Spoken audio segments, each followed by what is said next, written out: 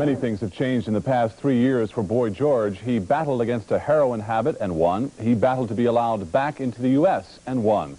He has a new album and a new musical direction, but one thing hasn't changed. Boy George doesn't mind talking about all of it. Here's Lisa Gibbons.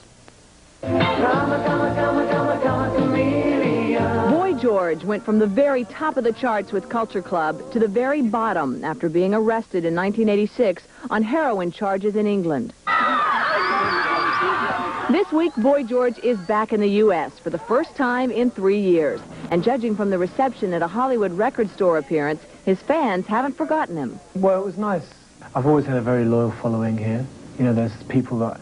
I mean, the thing about sort of my situation is that you develop relationships with people that probably a lot of people like, say, Michael Jackson or whatever, would never have with their fans. So, you know, I do have a different situation. May not be as successful, but... You know, they do say that quality and quantity are two different things.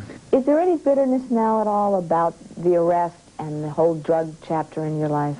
I mean, it wouldn't be totally honest to say no, but on the other hand, it's really past, you know, it's in the past now. Something that I've made a big conscious effort to push it to the side. I'm just shouting at the devil. George, as his friends call him, has a new single called Whisper. Though his most recent solo album failed to burn up the U.S. pop charts, it did do well on the rhythm and blues charts, both here and around the world.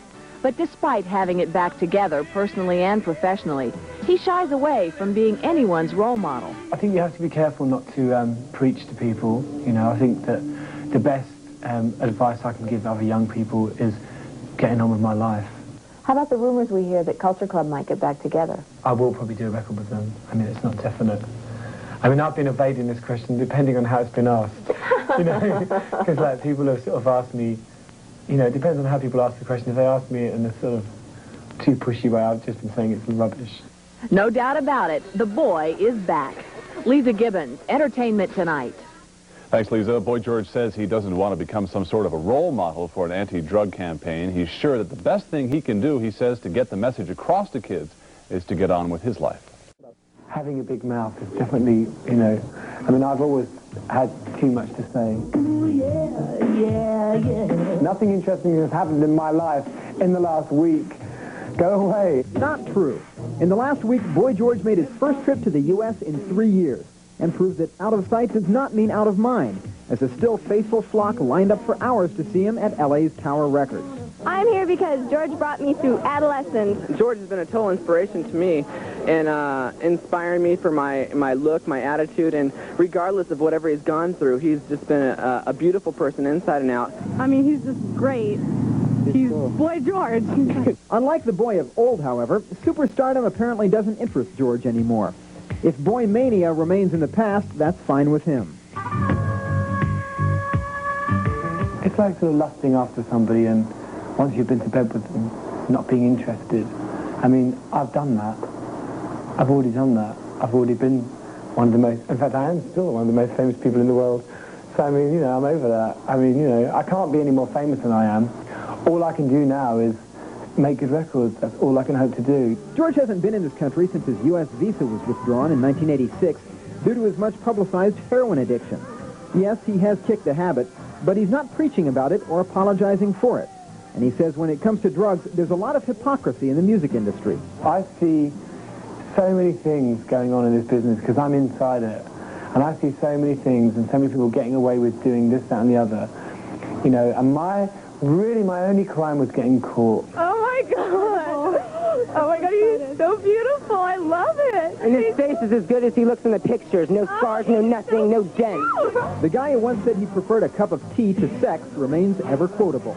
Or in MTV parlance, he gives great sound bites. I think that the whole world has become very sterilized and very sort of like homophobic. I think Bon Jovi are great. I think they're really good and they don't wear makeup. I'm not trying to be controversial. I just, you know, it's just like my way of saying things. Like that flamboyant, long-haired rock and roller named Boy George came to town today with a brand new look and a brand new album full of brand new songs. God blame me for a fool. You don't love me bad and cool, no, no.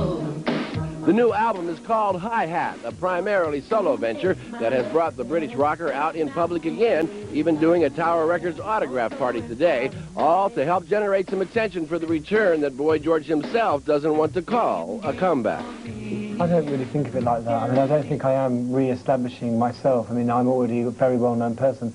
I can't be any more famous than I am.